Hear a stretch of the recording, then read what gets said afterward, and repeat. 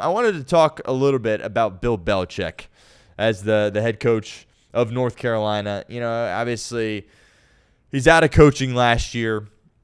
People view him as the greatest coach of all time. I don't.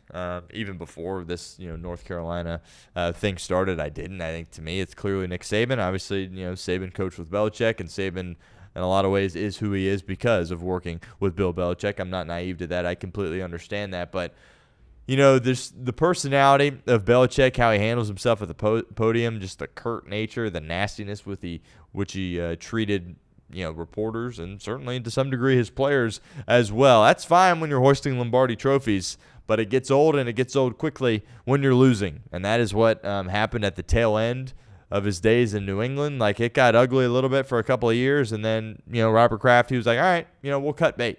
And that is after 6 world championships, right? You would think a guy that won 6 world championships, he could lose every single game for back-to-back years and not get fired. But, they were pretty early cutting bait with Bill Belichick there in New England, and then everybody was like, he'll get another job, and then there was teams around the league. It's like, nope, yeah, we get you've won 6 Super Bowls, you've had all this success here at the professional level, but we're good. You want to come in, interview for a coordinator job? Yeah, maybe, but we don't have any interest in you being the head coach. And I think that was a big reality check for Bill of, I need to kind of do a 180 here and reinvent myself a little bit if I'm ever going to get an opportunity to coach again in the NFL and be the head coach in the NFL. And then shocked a lot of people, shocked me that he takes the Carolina job. I think it was probably, the best collegiate job that was open, right? It's, a program with pretty good tradition, right? Obviously known as a basketball school, but a Power 4 team that is competing in a weak conference. So there was opportunity to come in and have some success immediately and win some games. But, some of the reports that are coming out, the parents are reportedly really fed up with him. Imagine sending your 17, 18-year-old kid off to Bill Belichick to be coached. The guy, by the way, that's dating a kid, right? If we're just going to be completely honest here. I would have my reservations. I'm not a parent, obviously, but I would have my reservations doing that myself, right? And then when you couple it with losing, which is what's going on here in Carolina, it gets really, really bad really, really quickly, and you're in a spot where it's like, oh, this might be a one-year thing with Bill Belichick. Right, they get blown out in the first game against TCU, 48-14. They're able to beat Charlotte, but only score 20 points. They beat Richmond. Congrats. Get blown out by UCF. UCF's not a great team. And then Clemson, who had been, certainly a preseason top 5 team, but going, into that game, they had been upset several times and were spiraling downward, and they blow you out at your place 38-10. And then you look at the schedule going, Cal. Well, you got Cal here. Coming on the 17th.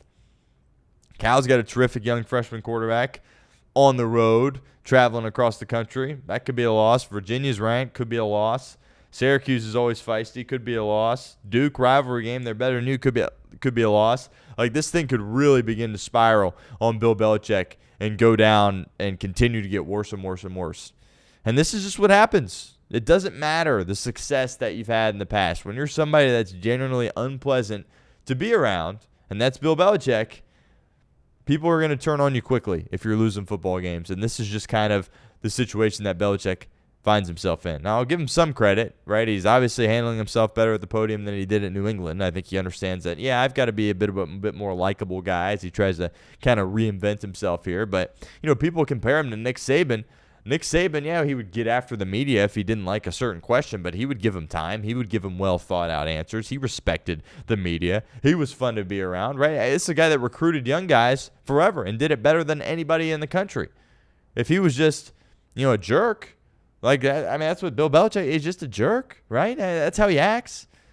If Nick Saban was like that, do you think he would have had all these great recruits come play for him and have this success? No. Saban, of course, he can get after you. All right, he could be a little nasty at times. He could be a little angry at times. He could be a little mean at times. But he knew how to recruit. He knew how to relate to the young players, and that's why he had so much success. But this experiment here with Belichick in North Carolina, I didn't expect it to go well, but I didn't think it'd be this bad. Just not competitive against Clemson, not competitive against UCF. Only scoring 20 points against Charlotte. And that was kind of the knock on him when Brady left. It's like, oh, this guy's tone deaf to offense. Those New England teams after Brady left couldn't score. And you're seeing it now. He's had, multiple guys play at quarterback, kind of throwing Max Johnson back in the mix, who, I've always liked Max Johnson, but he's had some serious injuries. He's played at several different schools. And, he struggled, obviously, in the game there as well against Clemson. But, I mean, you just look at the personnel. The personnel on the field is not good enough with Bill Belichick out there. And frankly, it's not close. And that was kind of his issue towards the end in New England there as well. Obviously he was the GM there in New England, and he really struggled there. He had some good drafts earlier on in his career where he would get some steals, but it was just incompetence. You remember the one clip, obviously, that went viral of, a guy getting drafted and Sean McVay and Les Snead laughing about it, thinking, we thought this guy would be available rounds from now, and we were scouting him out and doing our due diligence on him, and Belichick goes out there and takes him in the first round. He just made several head-scratching decisions there from a personnel perspective, and you're seeing that here at the college level as well.